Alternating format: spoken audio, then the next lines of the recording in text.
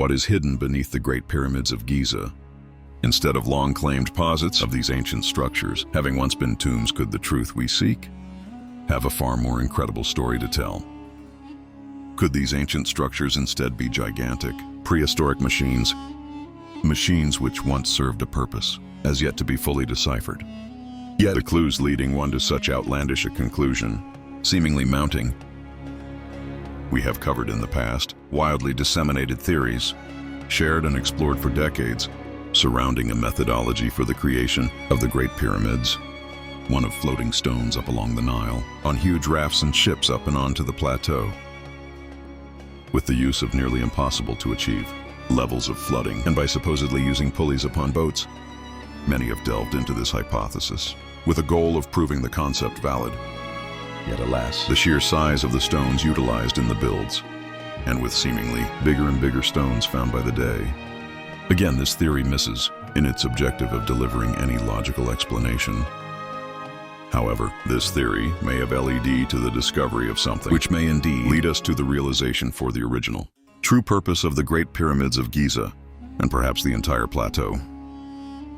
Known as Djoser Pyramid or the Pyramid of Djoser, it is widely accepted as the oldest on the plateau, a factor which could also fit in with our following assertion. With the use of satellite radar imagery, along with dozens of reports collected from experienced archaeologists who have explored the pyramid in detail for many years, a French team of engineers, led by Xavier Landreau from the CEA Paleotechnic Institute, have made an astounding discovery regarding this pyramid's past and possibly true original function.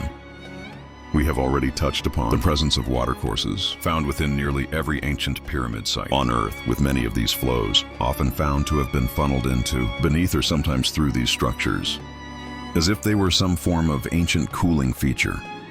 These water sources have on many occasions been noted to somehow be positively charging water with ionic particles during its journey through the structure, as if remnants of whatever was inside them still there, perhaps merely not functioning correctly. Furthermore, we now have reports of a gigantic new discovery beneath Khafra, which upon first hearing of the find, we're intrigued to indeed hear the first ever mention of any possible manipulation of a water source into any of the Great Pyramids. One now spilling into this mysterious structure's lower caverns, which they claim is now flooding the lower platform. Yet I digress. What the team of researchers have concluded within their research, a paper now peer-reviewed and published on ResearchGate, is that the Pyramid of Djoser is, in fact, an ancient hydraulic pump, one which would force water levels up inside of the structure, presumably to be pumped into these ancient caverns, perhaps to cool some form of reaction or indeed machine. They concluded from their finds that perhaps these pumps were utilized in the construction of the pyramid itself, hence the mention of the floating construction hypothesis, themselves obviously referring back to this same flooding theory for a suitable explanation for this mysterious feature. They also claim that it may have once been some form of elevator shaft, allowing for the lifting of objects up within its center, yet for what purpose escapes them. And indeed, any valid explanation will, if one's opinion's restricted due to a paradigm rather than a reality. Could this giant pump have once been connected to the enormous structure which has now reportedly been found beneath the Great Pyramid of Khufu? Could there be more of these anomalies beneath, the other two in particular the largest? That of Khufu, where these giant machines fed fresh water, with the process not only cooling the machine's inner workings, but somehow resulting in the energizing of this ancient water source with depleted uranium, or rather significant levels of radon gas, found leaking from the mastabas, which litter the vicinity of these ancient structures. Are we instead looking at spent fuel cells? Were these ancient structures somehow once generating power? Perhaps they still are. The Djoser Pyramid, the pump, and thus the first installed feature, it would logically explain why it is found to be the oldest part of the pyramid system, and perhaps a possible gigantic ancient machine, one which not only spans the entire plateau, but also possibly spanning deep beneath it. We will keep you posted in regard to any more incredible discoveries which we or others make supporting this peculiar and possibly history-changing discovery. We find the mounting evidence highly compelling. Researcher Isaac Coy has stumbled upon a startling disclosure that has quietly been made public It relates to unusual space debris that was found in northern Saskatchewan. In 1968, it is the largest known UFO fragment ever publicly found or retrieved, and has now been definitively concluded as having come from space. However, at the time, the Canadian military and government could not definitively explain what it was from, and thus it somehow managed to escape the clutches of secrecy. Additionally, the Canadian government has seemingly been in a mode of disclosure, for some time anyway, recently making many UFO documents available, with the archives in Ottawa scanning several thousand documents to put into the public domain in the past few months alone.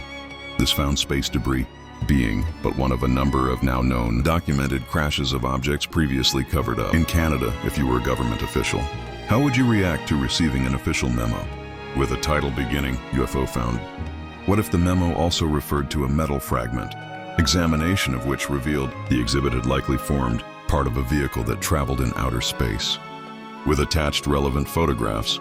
Well, one Canadian official received such a memo in the November of 1968, along with the related photos of the metal fragment.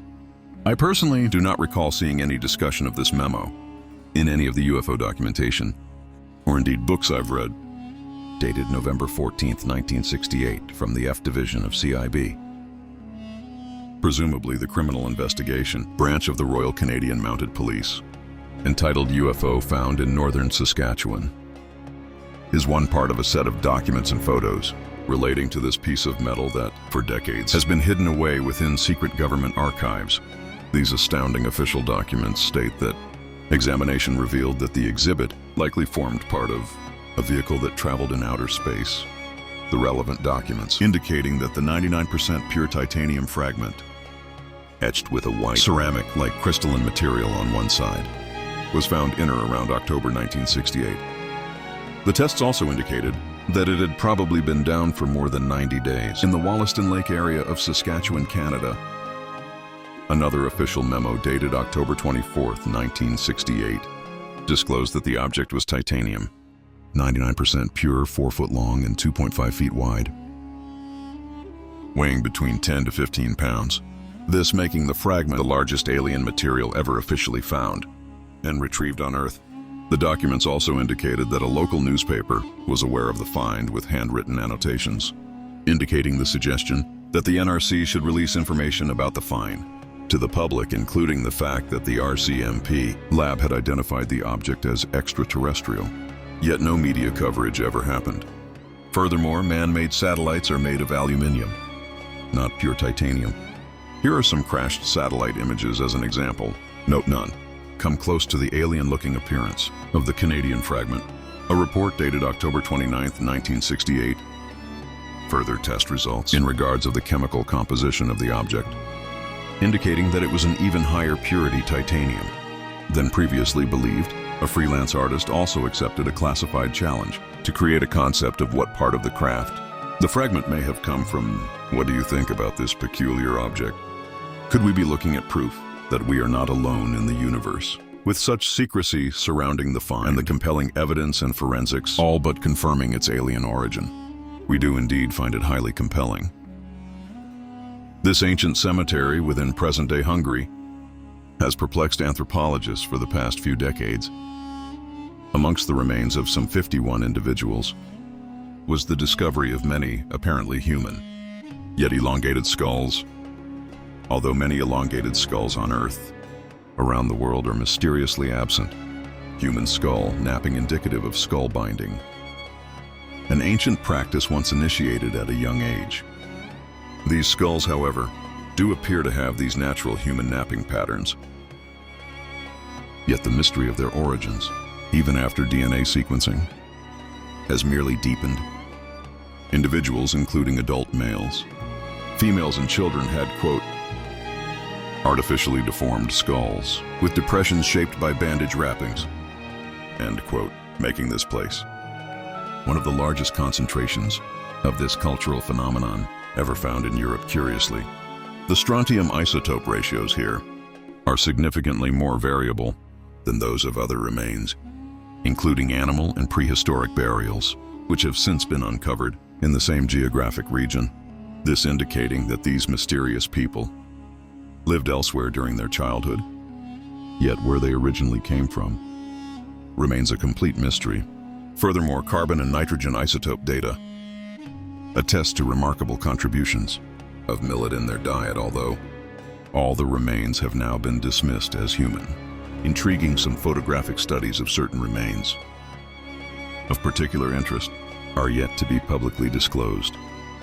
If human origins indeed be the case, it still does not answer the question as to where this ritual originated from, or why it seemingly permeated many of the world's countries, such as Germany, Malta, Russia, Hungary, along with many others where these ancient people, trying to emulate a now lost civilization, possibly unknown ancient beings, they and many others throughout antiquity, not only perceived as but depicted as gods.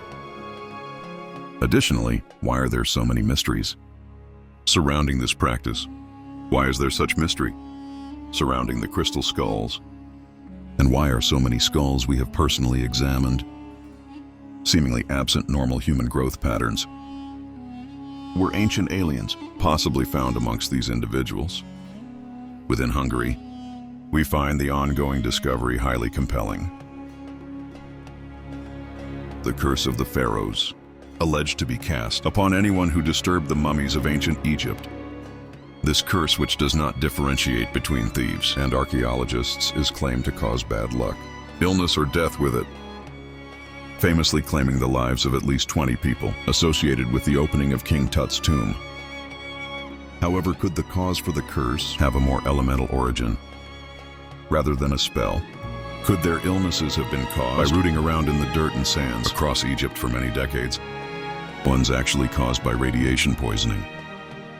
We have melted steps found within Dendera Temple, strange and curious copper handles, thought by many to have been ancient catheters upon Gattenbrink's door. Could these anomalies be evidence suggesting the existence of a past meltdown within Egypt, one which caused the disappearance of the pyramid builders themselves?